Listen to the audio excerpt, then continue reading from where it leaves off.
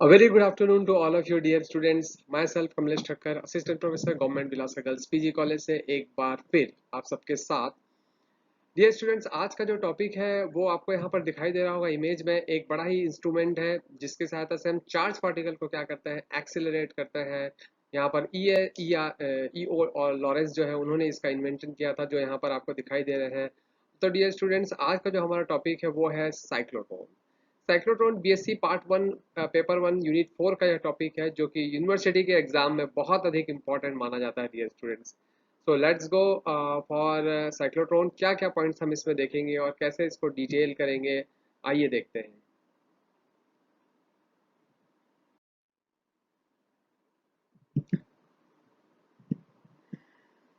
तो सबसे पहले कौन कौन से टॉपिक हम इसमें कवर करेंगे डियर स्टूडेंट्स, वो हम देखें। तो कौन कौन से टॉपिक होंगे, तो सबसे पहले हम इंट्रोडक्शन देखेंगे डियर स्टूडेंट्स।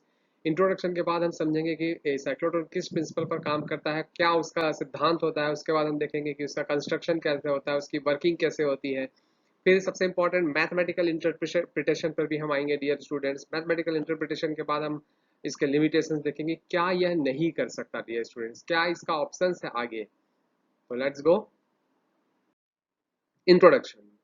डियर स्टूडेंट्स, सबसे पहले साइक्लोट्रॉन है क्या, ये जानना जरूरी है। तो साइक्लोट्रॉन एक एक्सिलरेटर होता है, एक त्वरक होता है। जैसा कि हमने लाइनक में पढ़ा था, लाइनक भी जो होता है वो क्या होता है डियर स्टूडेंट्स, एक त्वरक होता है।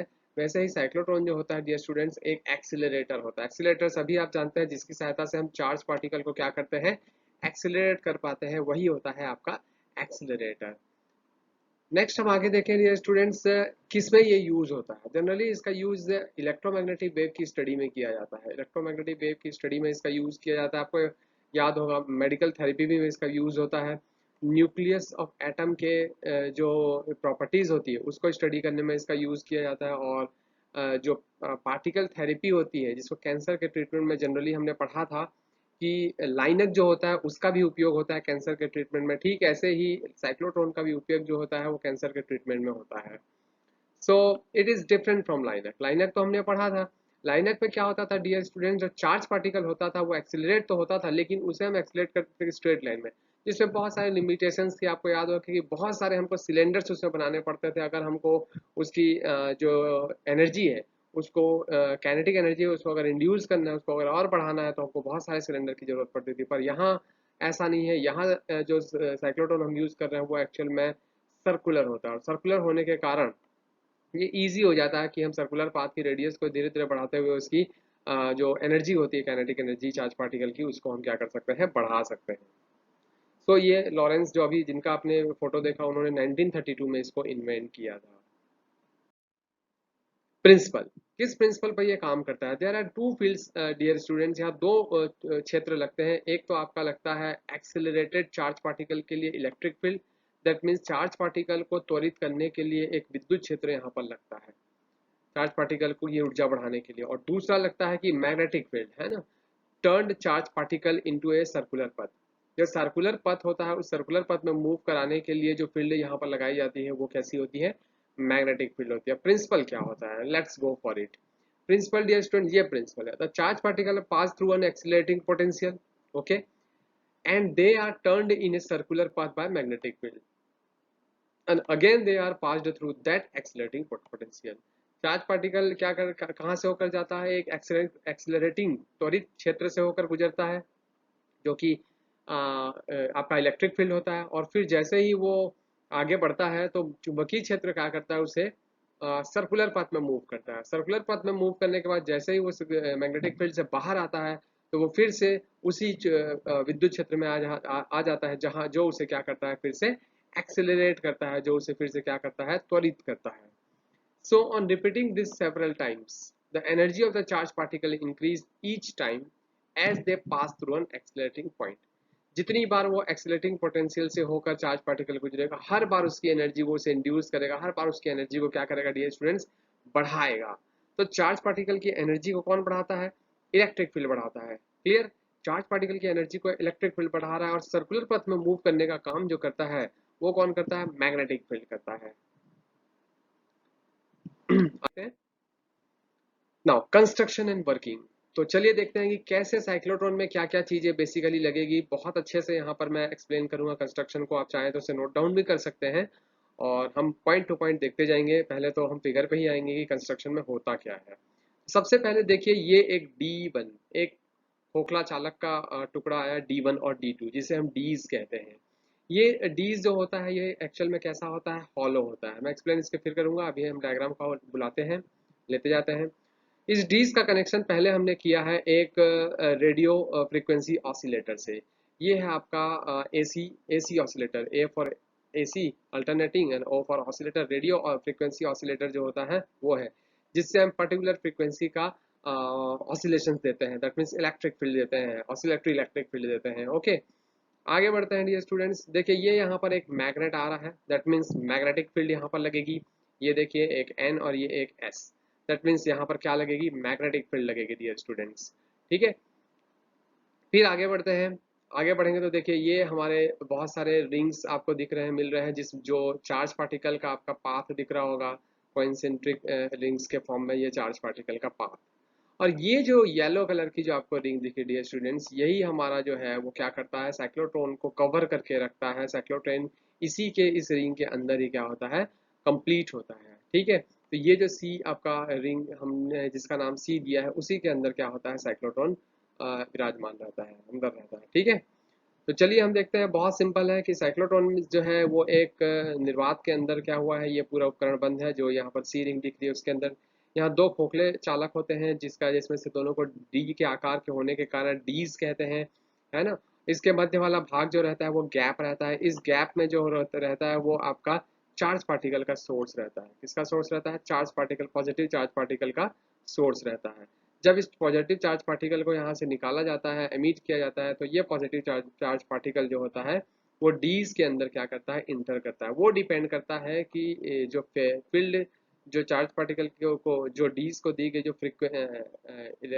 फ्रीक्वेंसी होती है वो कैसी है। फ्रीक्वेंसी का मतलब मैं यहाँ समझा दो, ऑसिलेटरी इलेक्ट्रिक फील्ड का मतलब प्लस और माइनस देना।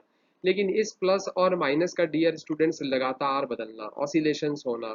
तो यदि हम इसे सपोज कि इसकी फ्रीक्वेंसी को 10 सेकंड तक या 10 हर्ट्ज तक कर देते हैं, दैट मीन्स इन 1 सेकंड ये 10 बार प्लस माइनस क्या करेगा, मूव करेगा। तो ये ऑटोमेटिकली ऐसी व्यवस्था की जाती है कि जैसे ही कोई पॉजिटिव चार्ज, ठीक है, D1 की तरफ जाने की कोशिश करता है, तो उस कंडीशन में D1 जो है वो निगेटिव पोटेंशियल हो जाता है, जिससे वो उसमें इंटर करता है। तो D1 पे जैसे ही वो इंटर करता है तो जो हॉलो पार्ट होता है उसमें तो इलेक्ट्रिक फील्ड जीरो रहता है, लेकिन उसमें कौन सा फील्ड रहता है डियर स्टूडेंट्स, मैग्नेटिक फील्ड रहता है। और ये मैग्नेटिक फील्ड क्या करता है, उसे मूव कर देता है सर्कुलर पाथ पे, according to Lorentz concept, Lorentz force के कॉन्सेप्ट से। सर्कुलर पथ पे जब ये उसे मूव करता है, तो मूव करते हुए जब वो बाहर जैसे ही आता है हाफ साइकिल के बाद डियर स्टूडेंट, यहाँ जब पहुंचता है वो चार्ज पार्टिकल, तब क्या होता है, तब ये इसमें इलेक्ट्रिक फील्ड लगता है। और ये इलेक्ट्रिक फील्ड क्या करता है, इसे एनर्जी देता है, जिससे इसकी रेडियस जो होती है लगातार बढ़ती है।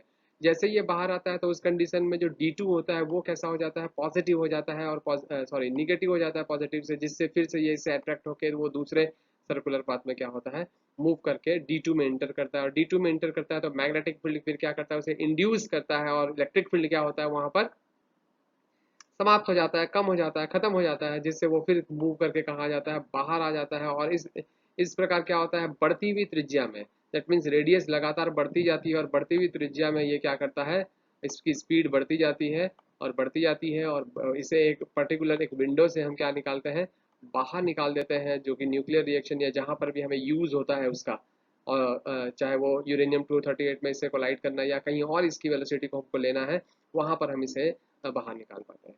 तो दो फील्ड यहाँ पर इंपॉर्टेंट है, एक तो ये फील्ड और एक ये फील्ड। तो चलिए देखते हैं कि क्या क्या पॉइंट्स कुछ इसमें मैंने दिए हैं कंस्ट्रक्शन में। जो रेडियो फ्रिक्वेंसी ऑसिलेटर रहता है उसकी वैल्यू लगभग 10 मेगा हर्ट्ज और 50 किलो वोल्ट का वो ऑसिलेटर आपका यहाँ पर लगा हुआ रहता है डियर स्टूडेंट्स। ठीक है, अब आगे हम बढ़ते हैं कि यूनिफॉर्म मैग्नेटिक फील्ड रहता है जिसकी वैल्यू लगभग 1.5 वेबर पर मीटर स्क्वायर होती है। यूनिफॉर्म मैग्नेटिक फील्ड और इलेक्ट्रिक फील्ड के बारे में बताया गया। Electric field act only in the gap, मैंने अभी बताया कि जो गैप होता है उसी में सिर्फ इलेक्ट्रिक फील्ड एक्ट होता है, और जो डीज होता है उसके अंदर no electric field inside the dees, dees के अंदर कोई इलेक्ट्रिक फील्ड नहीं होता। मतलब डीज के अंदर चार्ज पार्टिकल जो होते हैं वो इंड्यूस नहीं होते, वो सिर्फ सर्कुलर पाथ में मूव करते हैं। ओके, आगे बढ़ते हैं dear students.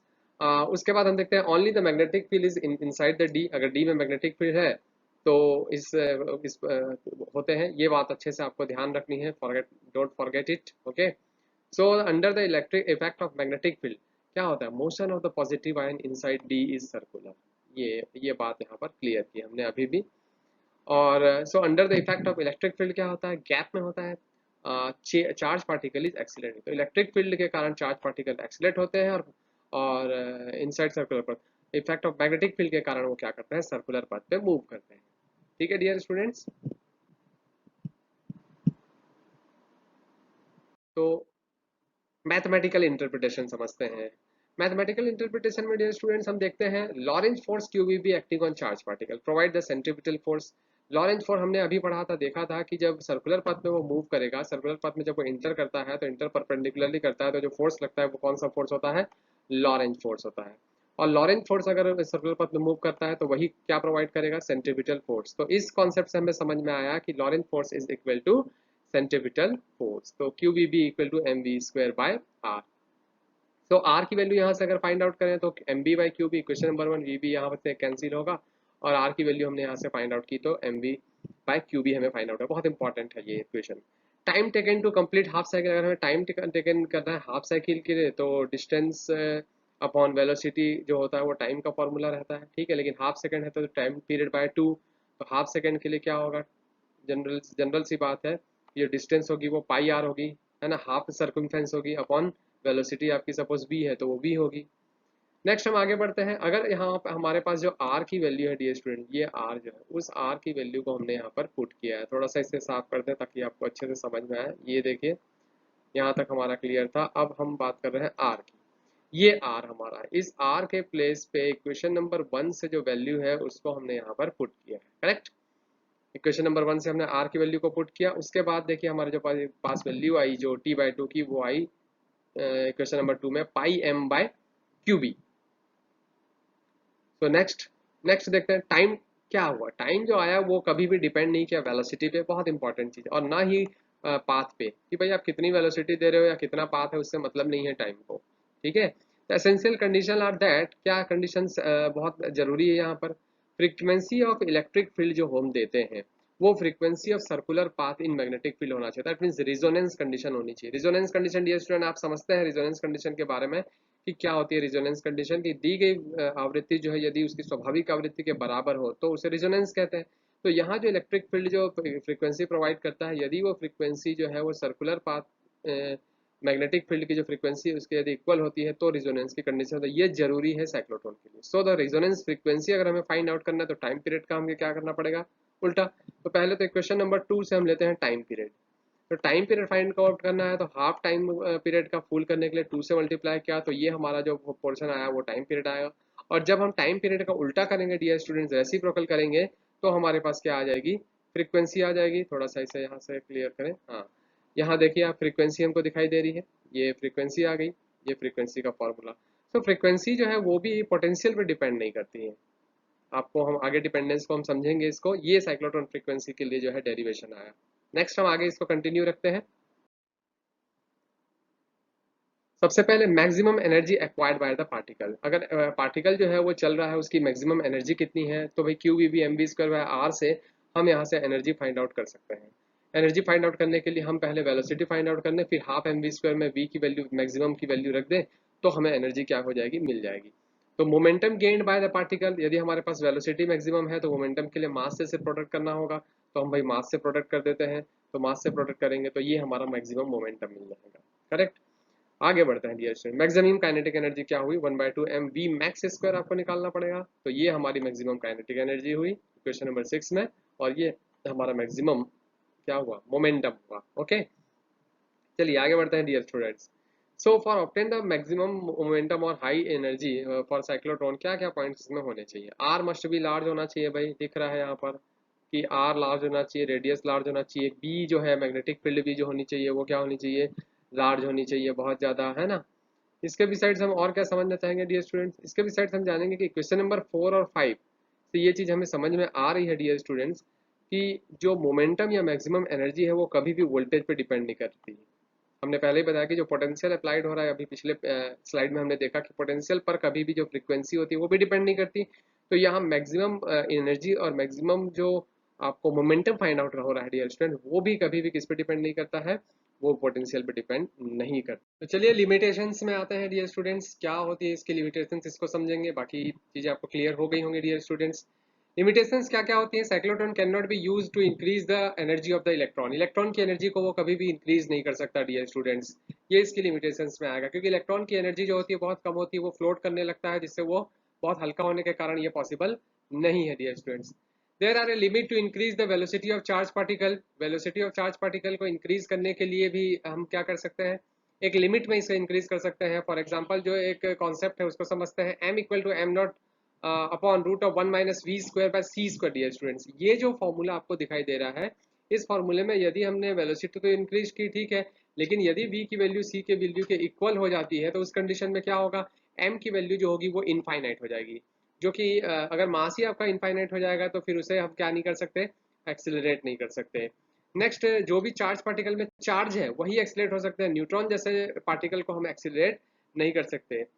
Okay dear students, तो जो मैं बात कर रहा था इससे पहले डियर स्टूडेंट्स पोटेंशियल की, कि यदि पोटेंशियल को बढ़ाया जा रहा है, अगर v को हम पोटेंशियल को बढ़ा रहे हैं तो भी उसकी फ्रीक्वेंसी या एनर्जी पे कोई फर्क नहीं पड़ता है, तो फ्रीक्वेंसी और एनर्जी पे फर्क नहीं पड़ता, यानी कि यदि हमने पोटेंशियल कम रखा तो जो सर्कुलर पाथ होगा उसकी संख्या बढ़ जाएगी, और लेकिन एनर्जी उसकी उतनी ही रहेगी। यदि हमने पोटेंशियल को ज़्यादा रखा तो सर्कुलर पाथ की संख्या कम हो जाएगी, लेकिन एनर्जी उसकी उतनी ही रहेगी। तो पोटेंशियल पर कभी भी उसकी एनर्जी जो है डिपेंड नहीं करती है।